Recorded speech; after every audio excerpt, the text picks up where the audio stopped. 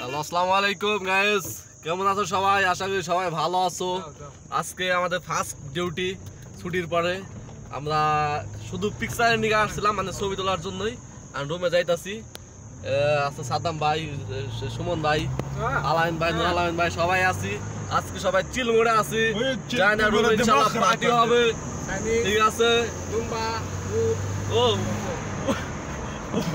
উঠতে পারতাম এমনি। আলাইন ভাই উঠতে পার যাইতাছে, ঠিক আছে?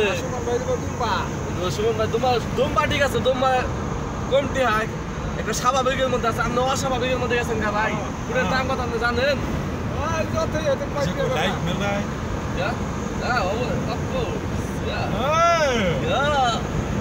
সবাই চিল মোড়ে আছে, সবাই চিल मोड़े।